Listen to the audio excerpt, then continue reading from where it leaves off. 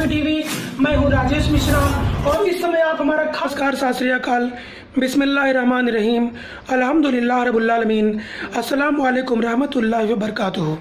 दोस्तों, मैं हूं राजेश मिश्रा और आप इस समय देख रहे हैं मातृभूमि टीवी। और साथियों, आज मैं बात कर रहा हूं हीरा गोल्ड कंपनी के बारे में। दोस्तों, मैं इस समय आप लोगों के सामने मुखातिब हूँ सुप्रीम कोर्ट ऑफ इंडिया के कुछ अपडेट बताने के लिए और साथ ही साथ कुछ इम्पॉर्टेंट मैसेज देने के लिए। साथियों, मैं आपको बताना चाहता हूँ कि ऑनरेबल तेलंगाना हाई कोर्ट के अंदर जैसे ही हीरा ग्रुप ऑफ कंपनीज की आपा डॉक्टर नौहिरा शेख की और 1,72,000 निवेशकों की जीत हुई और तेलंगाना हाई कोर्ट के अंदर ऑनरेबल जज महोदया श्री देवी जी ने सफाई और केस क्लबिंग वाले मामले में हीरा ग्रुप ऑफ कंपनीज के पक्ष में जजमेंट सुनाया।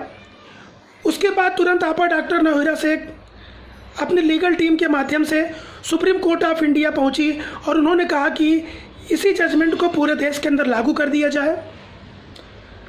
जब ये बात संजय किशन कौल साहब और भट्ट साहब की डबल जजों की बेंच के सामने रखा गया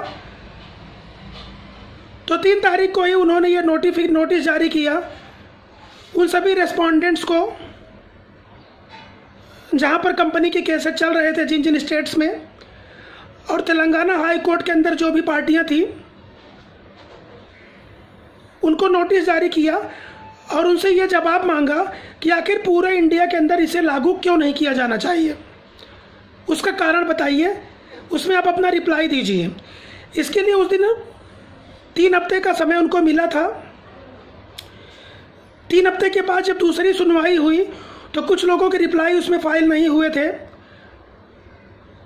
और जब रिप्लाई फाइल करने का टाइम आया उसके बाद कोरोना की वबा चली और पूरी दुनिया में लॉकडाउन हो गया और इसका दंश हिंदुस्तान को भी झेलना पड़ा। इस वजह से सुप्रीम कोर्ट की का जो फंक्शनिंग है वो पूरी तरीके से बंद हो गया। खाली एंटीसिपेटरी बेल, फ्रेश मामले और कोरोना से संबंधित मामलों की सुनवाई honourable supreme court of India में चल रही थी।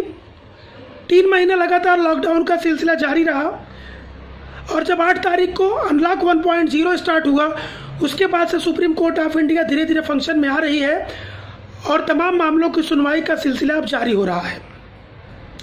साथियों, मैं आपको बताना चाहता हूं कि मौजूदा हालात ये है कि तमाम जिन रिस्पोंडेंट्स को नोटिस जारी किया गया था रिप्लाई देने के लिए, कुछ लोगों के रिप्लाई आ रहे हैं, कुछ वकालतनामे जमा किए जा रहे हैं रजिस्ट्रार ऑफ सुप्रीम कोर्ट के ऑफिस में और जल्द से जल्द जैसे ही सुप्रीम कोर्ट की डेट आएगी हीरा ग्रुप ऑफ कंपनीज की, ये सारे रिप्लाई जज महोदय के सामने रखे जाएंगे। उसके बाद वहाँ पर जो भी एक्टिविटीज़ होंगी वो मातृभूमि टीवी के ज़रिए मैं आपको बताऊँगा। साथियों, मैं आपको बताना चाहता हूँ कि कुछ एक कन्फ्यूजन लोगों के दिमाग में हुआ है कि क्या 7 अगस्त के बाद भी डेट आ सकती है, ऐसा कहा गया है। तो साथियों, मैं आपको इसका क्लेरिफिकेशन देना चाहता हूँ कि 7 अगस्त के बाद डेट नहीं आएगी। जो हीरा ग्रुप ऑफ कंपनीज की लीगल टीम है उन्होंने मेमो डाल करके सुप्रीम कोर्ट के सामने गुजारिश किया है कि इसकी डेट जल्दी आना चाहिए। इसमें लाखों लोग हीरा ग्रुप ऑफ कंपनीज में प्रभावित हैं। इन चीज़ों को मद्देनज़र रखते हुए सुनवाई जल्दी होनी चाहिए। तो साथियों, मैं आपको बताना चाहता हूँ कि इस मामले में इंशाल्लाह डेट बहुत जल्द आएगी। जैसे कि मैंने आपको बताया है कि 20 जून के बाद कभी भी डेट आ सकती है, उसकी पूरी कोशिश लीगल टीम के द्वारा की जा रही है। इसमें किसी प्रकार से आप लोग कंफ्यूज मत होइए। दूसरी बात साथियों, बहुत इंपॉर्टेंट बात मैं आपको बताना चाहता हूं कि देखिए, यहाँ पर डॉक्टर नौहिरा शेख के साथ एक बहुत हाई प्रोफाइल साजिश रची गई। मैं बार बार आपको अपने वीडियोस के माध्यम से ये बात बता चुका हूँ। अभी तो एग्जाम्पल के जरिए मैं आपको एकदम क्लियर कर देना चाहता हूँ कि इस तरीके के हाई प्रोफाइल मामलों में जब दुश्मन भी सामने हाई प्रोफाइल हो तो किस तरह से साजिश रची जाती है। आप लोग जानते होंगे कि अभी सुशांत सिंह का मामला आप लोगों के सामने आया है, जो फिल्म एक्टर थे। तो बंदा बहुत गरीब था, गरीबी से बहुत ऊंचाई तक आया था, संघर्ष करके आगे बढ़ा था और अपनी मेहनत के दम पर आगे बढ़ा था। लेकिन उसकी मेहनत, उसकी सफलता कुछ लोगों को रास नहीं आई और वो चाहते थे कि हमेशा उनके अंडर में काम करता रहे। वो जैसा नचाहे वैसा नाचे, वो जैसा कहे वो वैसा करे। इस वजह से उसे बहुत परेशान किया गया ताकि वो आगे ना बढ़ सके। तमाम उसकी फिल्में कैंसिल करा दी गई, तमाम बड़े बड़े प्रोड्यूसर्स की लॉबिंग हुई, तमाम बड़े बड़े एक्टर्स की लॉबिंग हुई। और आप लोग देख रहे हैं कि सुशांत सिंह किस तरीके से डिप्रेशन में चला गया। तो इस तरीके से एक लॉबिंग की जाती है। जो लोग, जब लोग आगे बढ़ने लग जाते हैं तो उस फील्ड के जो पुराने खिलाड़ी रहते हैं, जो मगरमच्छ रहते हैं, वो छोटे लोगों को पनपने नहीं देना चाहते और एक गंदी राजनीति करते हैं। हमारे देश के अंदर कानून है, संविधान है, सबको आगे बढ़ने का अधिकार है और ये बहुत गंदी मानसिकता है उन लोगों की। और दूसरी बात साथियों, मैं आपको बताना चाहता हूँ, चाइना का एग्जाम्पल हमारे सामने है। कोरोना वुहान के अंदर से पैदा हुआ, पूरी दुनिया प्रभावित हो गई। ऐसी चाल चाइना ने चली। जब पूरी दुनिया प्रभावित हो गई तो उन्होंने क्या किया, सारे शेयर औने पौने दामों में खरीद लिए।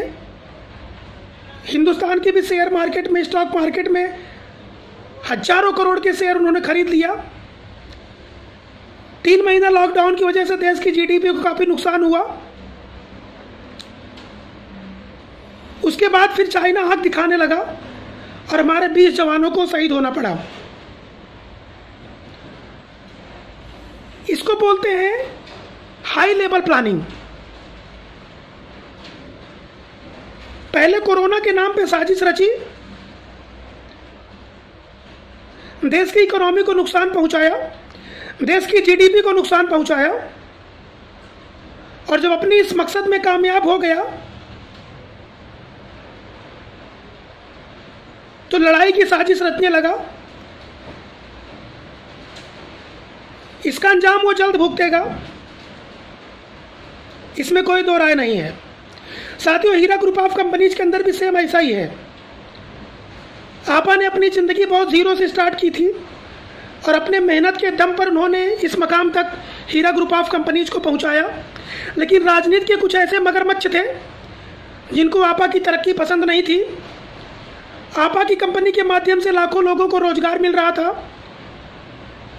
तमाम हमारे देश की ऐसी महिलाएं हैं जिनके घर में कोई पैसा कमाने वाला नहीं था, उनको एक हर महीना पैसा मिलने का जरिया हासिल हो रहा था। आपा एक फ्रेश पॉलिटिक्स करना चाहती थी। हिंदू मुस्लिम सिख ईसाई आपस में सब भाई भाई जैसी मानसिकता उनकी थी।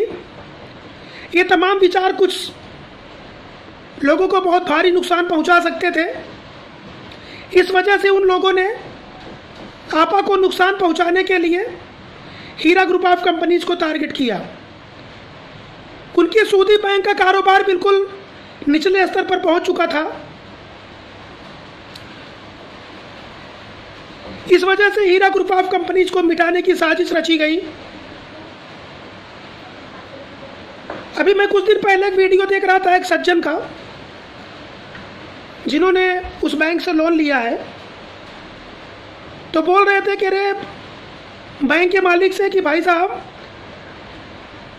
कोरोना की वबा फैली है, बड़ी बड़ी बातें तो करते हो, 2 महीने का इंटरेस्ट माफ़ कर दो मेरे भाई। तो उनके कर्मचारी परेशान कर रहे हैं, बता रहे हैं कि भाई तुमको पूरा पैसा तो ब्याज के साथ भरना पड़ेगा। तो हलाल हलाल की बात करने वाले खुद हराम की खा रहे हैं और दूसरों को हलाल का पाठ पढ़ा रहे हैं। तमाम अपने ऐसे चमचों को उन्होंने लगा दिया है कि तुम लोग पैनिक वाले वीडियोस बनाओ, कंफ्यूज करने वाले वीडियोस बनाओ, ताकि हीरा ग्रुप ऑफ कंपनीज के इन्वेस्टर में खलबली मची रहे और FIR का सिलसिला जारी रहे। आप लोगों को साथियों अच्छी तरीके से पता होगा, जब भी तेलंगाना का मामला चल रहा था तो ऐसे ही 12-12 बजे रात तक लोग लाइव आते थे, वीडियोस बनाते थे। लेकिन तेलंगाना हाई कोर्ट में जजमेंट आने के बाद फरार हो गए।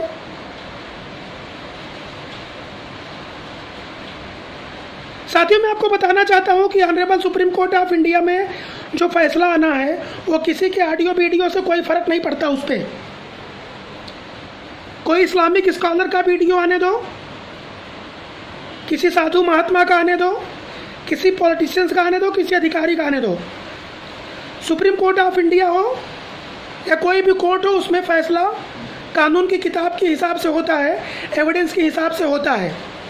और तेलंगाना हाई कोर्ट में ये लोग कोई भी एविडेंस पेश नहीं कर पाए थे, खाली सुबह से शाम तक वीडियो बना के चिल्लाते थे। साथियों, मैं आपको बताना चाहता हूँ कि एक स्ट्रेटजी होती है और वो स्ट्रेटजी ही इन्वेस्टमेंट कंपनी में बहुत जल्दी लागू हो जाती है, ज़्यादा इफेक्टिव होती है।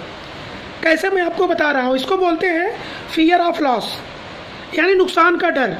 जब कोई इन्वेस्टर अपना पैसा इन्वेस्ट करता है किसी भी कंपनी में, तो उसके दिमाग में एक मानसिकता होती है कि मेरे 10 लाख रुपए का 12 लाख मिले या ना मिले, लेकिन मेरा 10 लाख सुरक्षित रहना चाहिए। तो जब किसी को पैनिक करना होता है तो वो लोग ये फार्मूला इस्तेमाल करते हैं, फियर ऑफ लॉस, यानी पब्लिक को नुकसान का डर बताना, लोगों के दिमाग में असुरक्षा की भावना पैदा करना, सुबह शाम दोपहर वीडियो बनाना और पब्लिक के कॉन्शियस माइंड में ये फिट कर देना कि तुम्हारा पैसा डूबेगा, तुम्हें नुकसान होगा। ऐसा करके लोगों के दिमाग में डर पैदा किया जाता है और अपने साजिश में कामयाब हो जाते हैं लोग। हीरा ग्रुप ऑफ कंपनीज में ऐसे हुआ। दिन रात सुबह शाम सोशल मीडिया पे वीडियो बना बनाकर लोगों के अंदर एक असुरक्षा की भावना पैदा की गई और कंपनी के इन्वेस्टर जो कंपनी के साथ दिनों जान से जुड़े हुए थे, उनके कंधे पर बंदूक रखकर चलाई गई और लोगों को यह झांसा दिया गया, झूठ बोला गया कि आपका पैसा हम 3 दिन में दिला देंगे, हम आपका पैसा 3 महीने में दिला देंगे, हम 13 महीने में दिला देंगे। और आज वो भी सुप्रीम कोर्ट का ही रोना रो रहे हैं कि उनको मालूम था कि पैसा तो सुप्रीम कोर्ट ऑफ इंडिया के जजमेंट के बाद ही मिलने वाला है। तो क्या वो पुराना छलावा था, झूठ और फरेब था? हाँ, बिल्कुल झूठ और फरेब था वो। खाली पब्लिक को इमोशनल ब्लैकमेल किया गया। और ये भी एक प्रकार की लॉबिंग कर रहे हैं। लॉबिंग कैसे कर रहे हैं? किसी स्कॉलर का से कुछ बुलवा लेना, किसी अधिकारी से बुलवा लेना, ऐसे ऐसे वकीलों का इंटरव्यू ले रहे हैं जो इस केस से मतलब ही नहीं रखते, जो इस केस को छोड़ चुके हैं। उनके इंटरव्यू का, उनके बयान का केस के अंदर क्या मतलब रखता है? कोई मायना नहीं रखता। इस केस के अंदर उस वकील का बयान मायने रखता है जो वकील इस समय केस को लड़ रहा है। जैसे कि सुप्रीम कोर्ट ऑफ इंडिया के आदरणीय वकील साहब अवतार सिंह रावत साहब ने अपने वीडियो में कहा कि आपका 1-1 रुपया सुरक्षित है। तो वकील का बयान मतलब आपा का बयान। वकील अपनी मर्जी से बयान नहीं देते। आपा ने जो बात बताई है, आपा का जो पक्ष वो सुप्रीम कोर्ट ऑफ इंडिया में रख रहे हैं, उन्होंने वो बात यहाँ पर रखी है। तो आप लोग ऐसे किसी अनर्गल एडवोकेट का बयान मत सुनिए जो इस केस को छोड़ चुका है या इस केस से दूर दूर तक उसका कोई नाता नहीं है। ऐसे वीडियो जो आपके दिमाग में पैनिक के सिवाय ज़्यादा कुछ पैदा नहीं कर सकते। आपा ने कह दिया है कि मैं जब बाहर आऊँगी तो आपका 1-1 रुपया, आपकी अमानतें सुरक्षित है, मैं आपको लौटाऊंगी। तो हमें आपा की बातों पर और आपा के वकील की बातों पर हमें भरोसा करना चाहिए और जज के जजमेंट पर भरोसा करना चाहिए।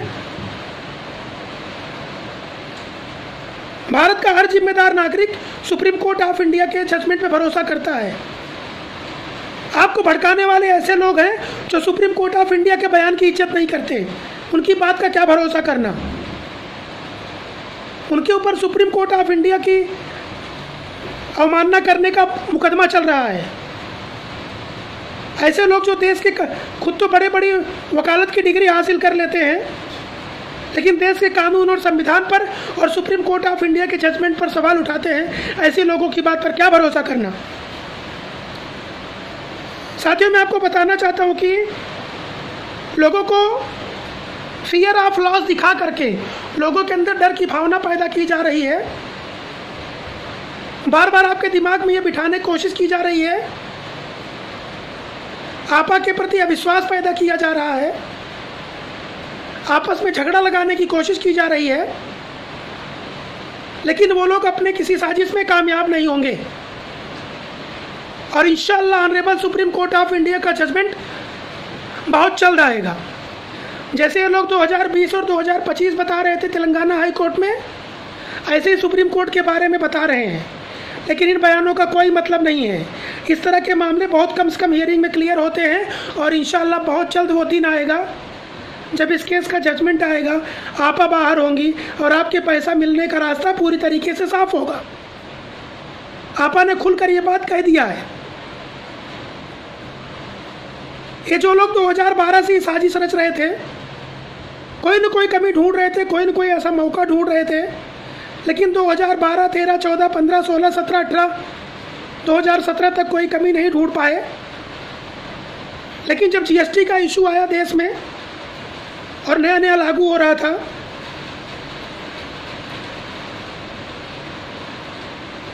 उस समय देश में तमाम प्रकार की ट्रांजैक्शन लिमिट्स थी, ये मैं बहुत अच्छी तरीके से जानता हूँ। तब ये जीएसटी का विरोध करने के लिए सड़कों पर चिल्ला रहे थे यही लोग कि इससे बिजनेसमैनों का नुकसान होगा, इससे पब्लिक को तकलीफ होगी। अभी कहाँ चला गया वो सिद्धांत? ये दोहरा मापदंड है इन लोगों का। इसी जीएसटी का ढोलक पीट रहे थे लोग। तो जो नियम सारे बिजनेसमैनों के लिए लागू होता है, वही नियम आपा डॉक्टर नौहिरा शेख के लिए भी लागू होता है। तो इस तरह का डबल स्टैंडर्ड पर अपनाने वाले जो दुश्मनाने हीरा हैं, इनकी बातों में आने की कोई ज़रूरत नहीं है। हम लोग लगातार हीरा गोल्ड की सारी खबरों पर बने हुए हैं और जो सही और हक बात है वो आप लोगों तक पहुंचा रहे हैं। किसी भी प्रकार के पुराने वकीलों का इंटरव्यू मत देखिए। वही लोग हम हीरा ग्रुप ऑफ कंपनीज के अंदर एक बेल नहीं ले पाए, उनके बयानों का क्या मतलब है? उन्हें कैसे इतना टाइम मिल जाता है इस तरह का इंटरव्यू देने के लिए, इस तरह का बयान देने के लिए? आप सिर्फ उस वकील का इंटरव्यू सुनिए जो वकील हीरा ग्रुप ऑफ कंपनीज के अंदर काम कर रहे हैं, जो आज आपा का पक्ष रख रहे हैं। और किसी भी प्रकार से आपको कंफ्यूज करने वाले वीडियोस, पैनिक करने वाले वीडियोस अगर आपके सामने आते हैं, इसमें उनकी पूरी बाढ़ आ गई है। और बाढ़ इसलिए आ गई है कि वो चाहते हैं कि नए एफआईआर हो, नए केसेज हो, पब्लिक कंफ्यूज हो, अपने मकसद में कामयाब हो। मैं आप लोगों को इनका मकसद बता देना चाहता हूँ।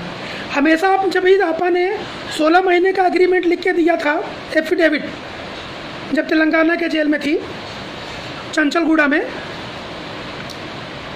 कि भाई मैं 25% पैसा 16 महीने में पूरा दे दूंगी।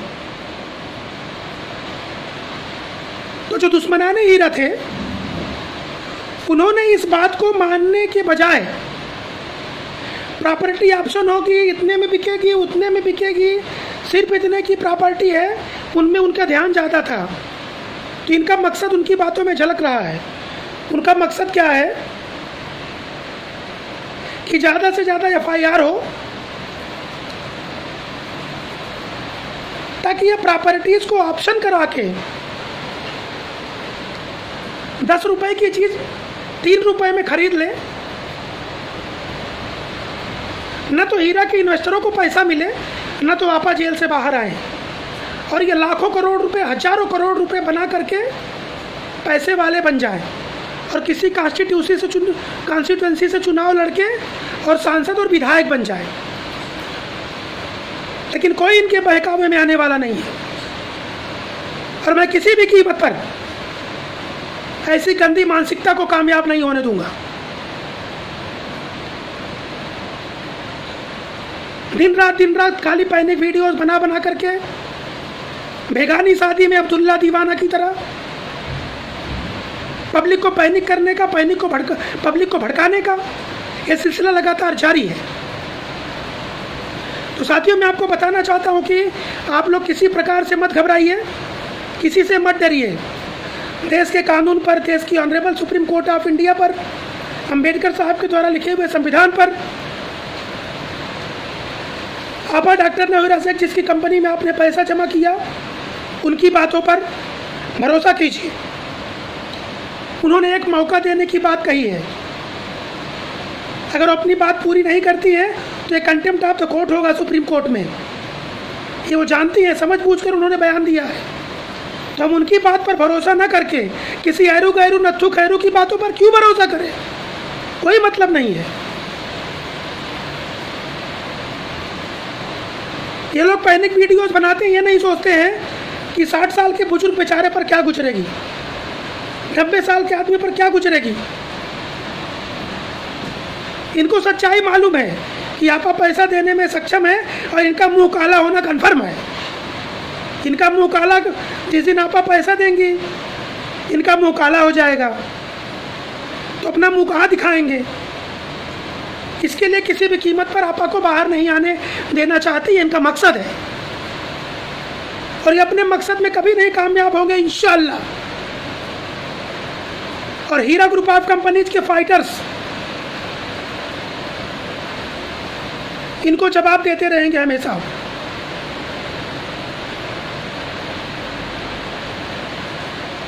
अभी दूसरा कोई मदरसे पर सवाल उठा देता, अगर राजेश मिश्रा ने एक बात कह दी होती तो मेरे खिलाफ वीडियो की बौछार हो जाती, पूरा इशू बन जाता, पूरा मुद्दा बन जाता। कितनी भद्दी भद्दी गंदी गंदी गालियां दी जा रही हैं। लोगों को एहसास होना चाहिए इस बात का।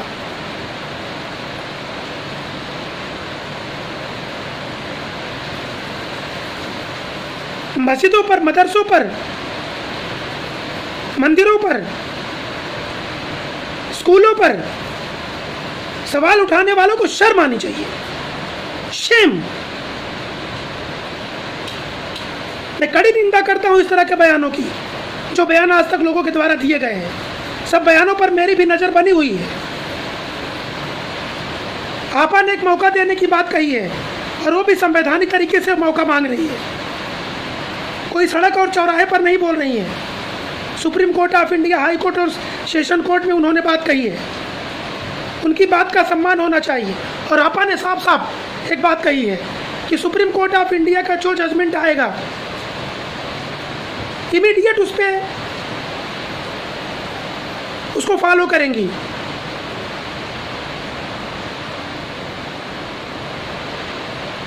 तो जो लोग देश के कानून पर, honourable supreme court of India पर भरोसा करते हैं, उनको देश के ऊपर उनको भरोसा अपना कायम रखना चाहिए।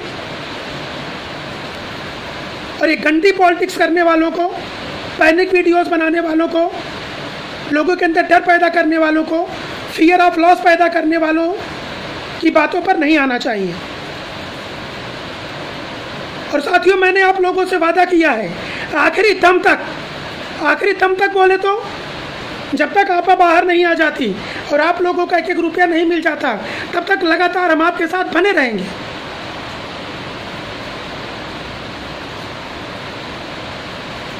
पैनिक वीडियो वालों पर कोई भरोसा मत करिए। जो भी आपको कंफ्यूज करता है उसको बाइकआउट करिए, और जो सही इंफॉर्मेशन देता है उसके साथ जुड़े रहिए।